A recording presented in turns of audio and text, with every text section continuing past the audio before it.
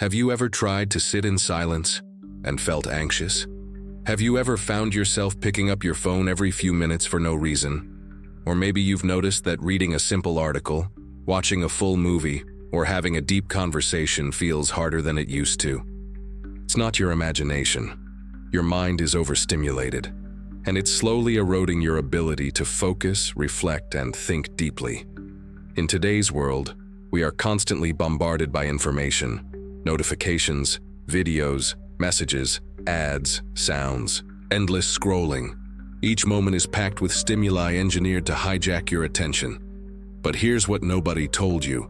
Every swipe, every ping, every little red dot is training your brain, not to think, but to react.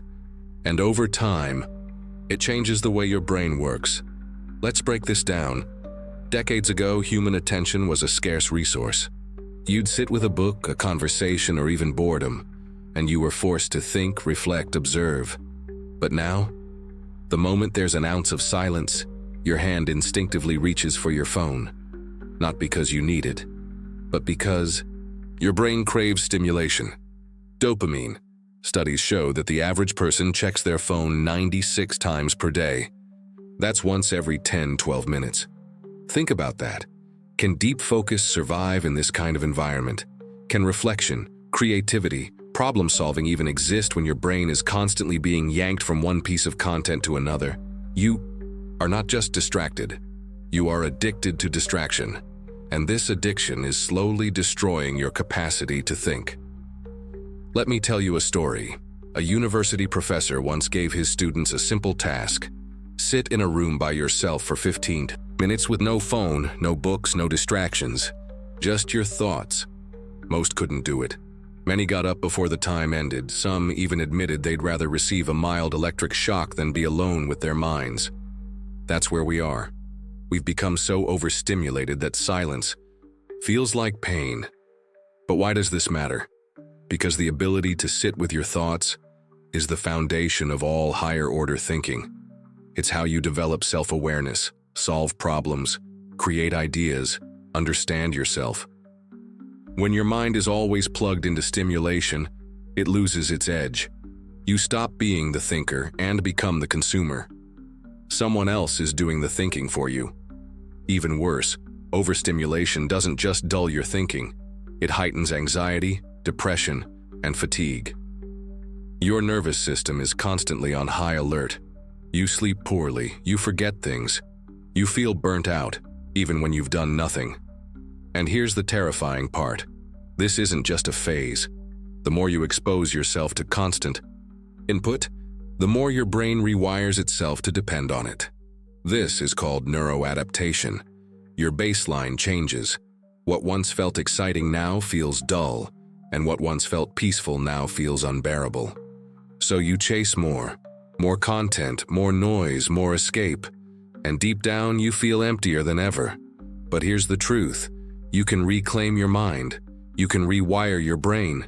You can regain your ability to think deeply, focus intensely, and feel truly alive again. But it won't happen by accident. It requires conscious action. Let me share with you 5 powerful steps that can help you reset your overstimulated brain. Step 1. Create space for silence. Start by deliberately adding moments of silence to your day. No phone, no music, no input. Even just 5 minutes in the morning can help reset your nervous system. Sit in a quiet room. Close your eyes. Breathe. Let your thoughts flow. It will be uncomfortable at first, but that's a sign your brain is healing.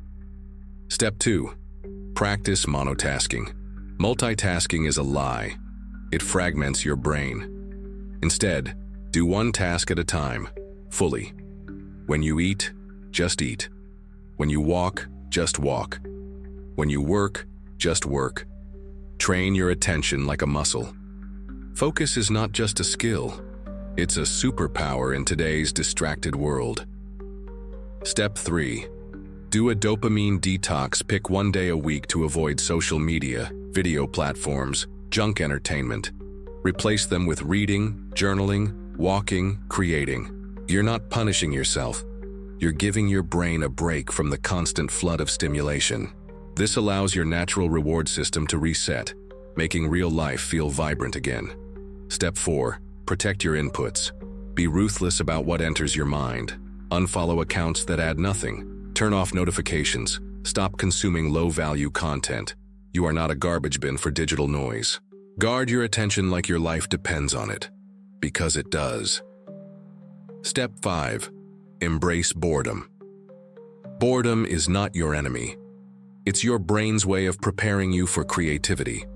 The greatest ideas in history came not from endless scrolling, but from silence, from walks, showers, idle moments. Don't fear boredom, lean into it. That's where your mind begins to work again. These steps may sound simple, but they are powerful.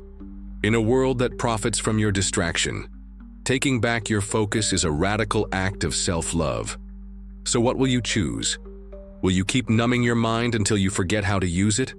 Or will you pause, unplug, and reclaim the most powerful tool you've ever had, your mind? Because the truth is, you are not broken. You are just overwhelmed, and you can take back control. If this message resonated with you, don't just keep scrolling. Reflect, reconnect.